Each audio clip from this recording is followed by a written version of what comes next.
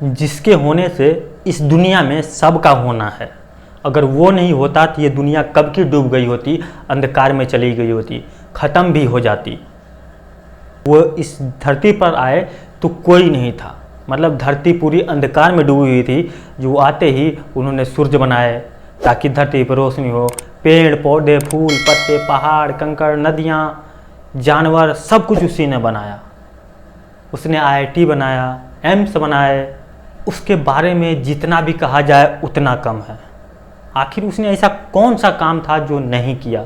दोस्तों को धोखा देना, पीठ पे छुरा घोंपना, अपने गुरु के स्तर पे पैर रखकर आगे निकल जाना, अपने बच्चों की कसम खाना, इस तरह की चीज़ें उसने कई बार करी, एक दो बार नहीं। उसने कहा कि मैं लग्जरी गाड़ियाँ नहीं लूँगा, सरकारी कोई मकान नहीं लूँगा, सरकारी खर्चे पर नहीं रहूँगा, आम आदमी की तरह रहूँगा। उस आम आदमी के बारे में आपको थोड़ा कपिल मिश्रा सर से जान लेना चाहिए। वो किस तरह इस आम आदमी की व्याख्या कर रहे हैं।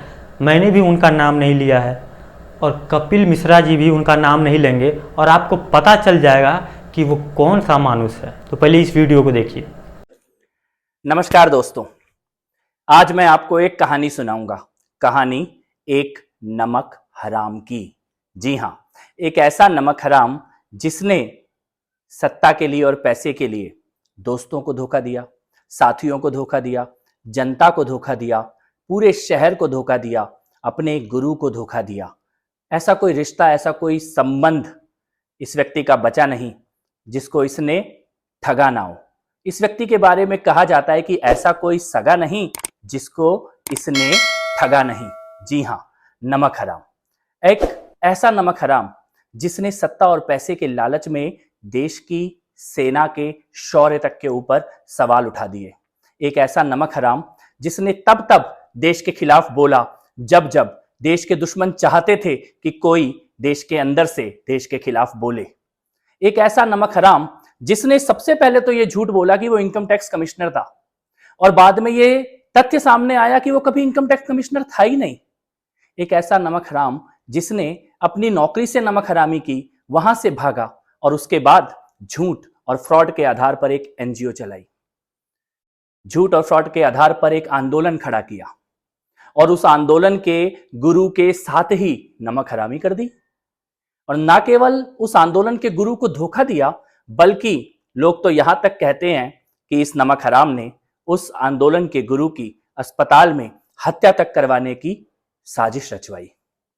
एक ऐसा नमक हराम जिसके बारे में कहा जाता है कि चुनाव जीतने के लिए आंदोलन की सबसे पॉपुलर दलित महिला साथी की हत्या करवा दी, और बाद में उस महिला साथी की जब मां इनके घर आई तो अपने घर से इसको धक्के देकर बाहर निकाल दिया। इस नमक हराम ने सबसे पहले कहा कि मैं पार्टी नहीं बनाऊंगा, पार्टी बनाई। फिर इस नमक हराम ने कहा कि मैं चुनाव नहीं लड़ूंगा, चुनाव भी लड़ा। फिर इस नमक हराम ने कहा कि मैं गाड़ी बंगला नहीं लूंगा, और फिर एक ऐसा समय आया कि देश के सबसे अय्याश बंगले में यह नमक हराम रहने लगा।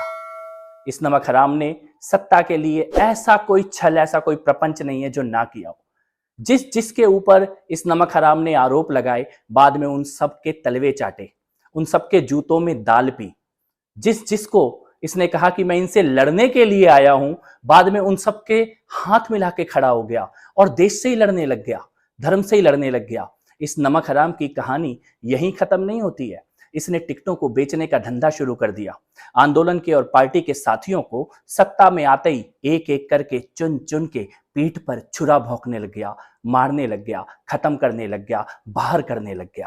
इस नमक हराम ने काले धन का, हवाला का एक ऐसा नेटवर्क खड़ा किया और शराब की दलाली के धंधे में कूद पड़ा। लेकिन ये इस नमक हराम की सबसे बड़ी गलती साबित हुई। ये नमक हराम फंस गया।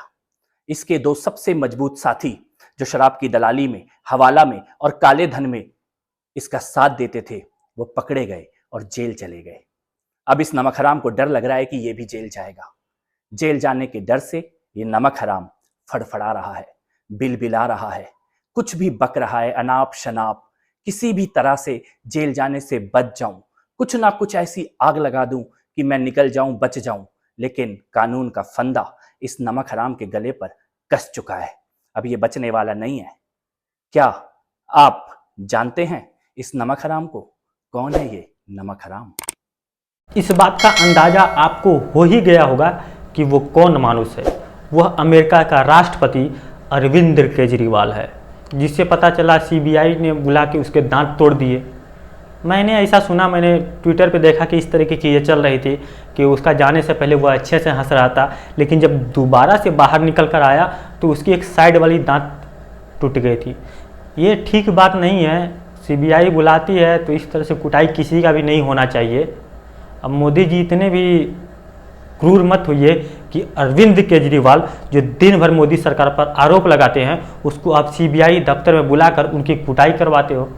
ये अच्छा नहीं है। हालांकि वो थप्पड़ खाने में एक्सपर्ट हैं, आप थप्पड़ मरवा दो उतना चलेगा उस बंदे के लिए, लेकिन आप दांत तोड़ दे रहे हैं। ये किसी भी तरह से इस संविधान में जायज़ नहीं है। यह डेथ ऑफ डेमोक्रेसी है। संविधान खतरे में है। कानून व्यवस्था नाम की कोई चीज़ नहीं है। आप बंदे को बुला के सीबीआई ऑफिस में कुटवाते हो, ये तो बहुत ही कड़ी निंदा करने वाली बात है। और सबसे अच्छी बात अरविंद केजरीवाल ने क्या करी कि उसने ये आकर बाहर में नहीं बोला कि सीबीआई वाले हमें बोल रहे थे कि बीजेपी में आ जाओ, बीजेपी में आ जाओ, तुम्हारे सारे गुनाह माफ़ हो जाएंगे। मैंने ये तो शब्द उनके कानों से, मुंह से सुना ही नहीं। ऐसा है वो कानों से भी बोल देते हैं, वो अलग मैटर है, लेकिन ज़्यादातर मुंह का प्रयोग करते हैं। जो बयान मन में आता है मुंह से उल भाफन देते हैं, तो वो तो सबको पता है कि इस तरह से वो अपने गुरु के सर पे पैर रखते हुए आगे निकला। वह जिसके खिलाफ आया था राजनीति बदलने के लिए, मतलब वो बोला आएंगे तो मैं राजनीति बदल दूंगा, हम भ्रष्टाचार के खिलाफ लड़ेंगे, लेकिन आज वो खुद भ्रष्टाचारी बन के बैठा हुआ है, सीबीआई के चक्कर काट रहा है। उसके 2 मंत्री, इस दुनिया के सबसे बड़े शिक्षा मंत्री मनीष सिसोदिया जेल में हैं, वो तो उनको सर्टिफिकेट दे ही देता है। मतलब जितने भी लोग उसके विधायक हैं, जो भी हैं, सबके लिए सर्टिफिकेट बना के रखा है कि यह भ्रष्टाचारी नहीं है।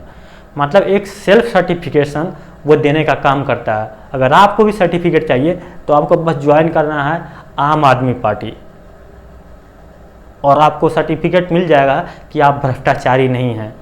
मतलब आप भ्रष्टाचारी हुए तो इस दुनिया में कोई ऐसा बंदा नहीं होगा जो भ्रष्टाचारी ना होगा। और बाहर निकलते ही उसने कहानी सुनाई सदन में जाकर। उस बंदे की इतनी ही औकात है, सदन में कहानी सुना सकता है, बाहर नहीं, क्योंकि सदन में जो कुछ बोला जाता है उसके ऊपर कोई लीगल एक्शन नहीं होता, इसलिए वो लोग सदन का फ़ायदा उठाते हैं। वही आदमी बाहर आकर कुछ नहीं बोलता, क्यों? वही आदमी बाहर आकर कहानी नहीं सुनाता, सदन में सुनाता है। ईवीएम की चेकिंग सदन में होती है, इन सब चीज़ों की चेकिंग सदन में होती है, ताकि उस पर कोई लीगल एक्शन न लिया जाए। हालांकि कई बार वो अनकंडीशनली माफ़ी मांग चुका है, उसके बाद भी वो बोलते हैं ना, एक थेथर होता है, मतलब उसको कितना भी मारोगे ना तो वही काम करेगा जो तुम उसे मना करोगे, तो उसी टाइप का है। इसका जब तक अच्छे से सेवा सत्कार नहीं किया जाएगा तब तक यह समझने वाला नहीं है। इसने कसम खाई थी, अपने बच्चों की कसम खाई थी कि मैं कांग्रेस का सरकार नहीं बनाऊंगा, और लास्ट में जाके उसने कांग्रेस का साथ सरकार बनाया।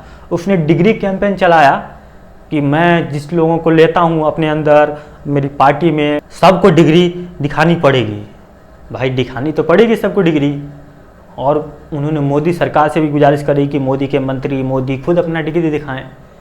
ये तो अच्छा हुआ कि जब वो बिहार के राजकुमार तेजस्वी यादव से मिल रहे थे तो उन्होंने उसकी डिग्री नहीं मांगी। अगर कहीं मांग लेते तो फिर तो गड़बड़ हो जाती, तब तो वो एक्सपोज हो जाते। अरे अरे, हम तो इससे हाथ मिला रहे थे, अभी डिग्री मांग ली उससे। तो कुछ इस तरह के कारनामे करने में ये माहिर हैं। अपने दोस्तों के पीठ पर छुरा घोंप सकता है, वो कुछ भी कर सकता है, कुछ भी पॉसिबल है उसके लिए, कोई बड़ी चीज़ नहीं है। जो अपनी फैमिली को दांव पे लगा के ऐसी बातें कर सकता है कि नहीं मैं ऐसा नहीं करूँगा, मैं अपनी बेटी की कसम खाता हूँ, उसके बाद सब कुछ करता है, तो वो आदमी के बातों पे क्या भरोसा करना। अब दिल्ली की जनता भी समझ में आ रहा है कि वो फंस गई है इन सब चीज़ों में। आप क्या सोचते हैं इन मुद्दों पर? अगर आपकी कोई राय या कोई विचार है तो कमेंट के जरिए आप हमें दे सकते हैं। अगर ये वीडियो आपको पसंद आया तो वीडियो को लाइक कीजिए, अपने दोस्तों के साथ शेयर कीजिए अगर आप हमारे चैनल पर नए हैं तो चैनल को सब्सक्राइब कर लीजिए और बेल आइकन दबा लीजिए ताकि हमारी हर वीडियो की नोटिफिकेशन सबसे पहले आपको मिल सके। ये वीडियो देखने के लिए आपका बहुत बहुत धन्यवाद। मिलते हैं किसी अन्य वीडियो में, तब तक के लिए जय हिंद।